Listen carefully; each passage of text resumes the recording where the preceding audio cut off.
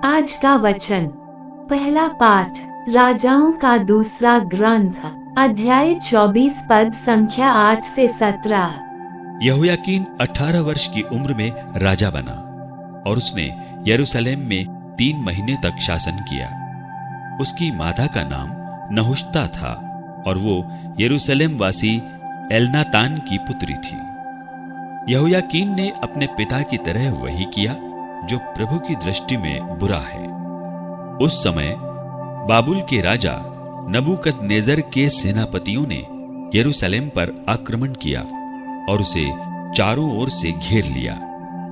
जब उसके सेनापति यरूशलेम का घेरा डाल चुके थे तो बाबुल का राजा नबूकदनेस्सर स्वयं पहुंचा और यहोयाकीन ने अपनी माता, अपने दरबारियों, पदाधिकारियों और खोजों के साथ बाबुल के राजा के सामने आत्मसमर्पण किया। बाबुल के राजा ने उसे बंदी बनाया। ये नबूकदनेस्सर के राज्यकाल का 8वां वर्ष था। वो प्रभु के मंदिर और राजमहल की सब बहुमूल्य वस्तुएं उठाकर ले गया, जैसा कि प्रभु ने पहले से कहा था। उसने सोने की वो सब सामग्री तोड़ डाली जिसे इस्राएल के राजा सुलेमान ने प्रभु के मंदिर के लिए बनवाया था। वो यरूशलेम के सब पदाधिकारियों और सैनिकों को कुल मिलाकर 10,000 लोगों को सब कारीगरों और लोहारों के साथ बंदी बनाकर ले गया। देश में केवल दरिद्र जनता रह गई। वो यहोयाकीन को बाबुल ले गया। वो राजा की माता को, उसकी पत्नियों, खोजों और देश के प्रतिष्ठित लोगों को भी यरूशलेम से बाबुल ले गया।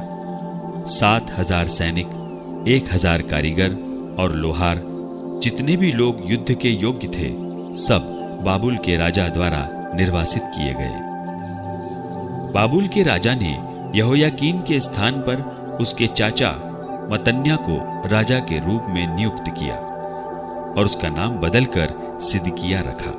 यह प्रभु की वाणी है। सुसमाचार संत मत्ती अध्याय 7 पद संख्या 21 से 29। जो लोग मुझे प्रभु प्रभु कहकर पुकारते हैं, उनमें सबके सब स्वर्ग राज्य में प्रवेश नहीं करेंगे।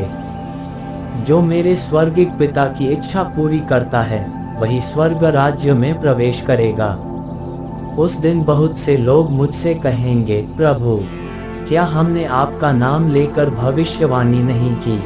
आपका नाम लेकर अपदूतों को नहीं निकाला? आपका नाम लेकर बहुत से चमत्कार नहीं दिखाए? तब मैं उन्हें साफ साफ बता दूंगा, मैंने तुम लोगों को कभी नहीं जाना। कुकर्मियों, मुझसे दूर हटो। जो मेरी ये बातें सुनता और उन पर चलता है, वह उस समझदार मनुष्य के सदृश है जिसने चट्टान पर अपना घर बनवाया था। पानी बरसा, नदियों में बाढ़ आई, आंधियां चली और उस घर से टकराई। तब भी वह घर नहीं ढहा, क्योंकि उसकी नींव चट्टान पर डाली गई थी। जो मेरी ये बातें सुनता है किंतु उन पर नहीं चलता, वह उस मूर्ख के सदृश है जिसने बालू पर अपना घर बनवाया। पानी बरसा, नदियों में बाढ़ आई, आंधियां चली और उस घर से टकराई। वह घर ढह गया और उसका सर्वनाश हो गया। जब ईसा का यह उपदेश समाप्त हुआ तो लोग उनकी शिक्षा पर आश्चर्यचकित थे, क्योंकि वे उनके शास्त्रियों की तरह नहीं बल्कि अधिकार के साथ शिक्षा देते थे। यह प्रभु का पवित्र सुसमाचार है। आमीन। आज का चिंतन, यीशु के शिष्यों के 3 मुख्य कार्य हैं, बोलना, सुनना और करना। जब हम सामूहिक रूप से किसी समारोह में भाग लेते हैं, हम प्रभु प्रभु कहकर उनकी महिमा और आदर करते हैं। प्रार्थना की घड़ी में हम न केवल अपनी तकलीफों और अर्जियों को प्रभु के समक्ष प्रस्तुत करते हैं, बल्कि उनसे आने वाली प्रेरणाओं को जानने या पहचानने की कोशिश भी करते हैं, अर्थात उन्हें सुनने की कोशिश करते हैं और उन्हें अपने हृदयों में संचित करने का प्रयास करते हैं। और यही बोलना और सुनना दोनों शिष्यों की प्रमुख विशेषताएं थी। आज प्रभु यीशु उनमें और एक कार्य को जोड़ते हुए कहते हैं कि जब तक ये बोलना और सुनना हमारे कार्यों में परिणत न हो, तब तक इसकी कोई महत्ता नहीं होती है। अर्थात ईश्वर की वाणी को सुनना ही काफी नहीं है, हमें उनके अनुरूप कार्य करने की भी आवश्यकता है।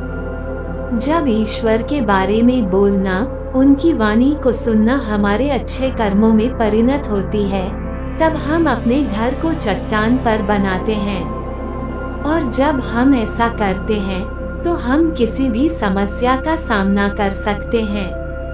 आमीन।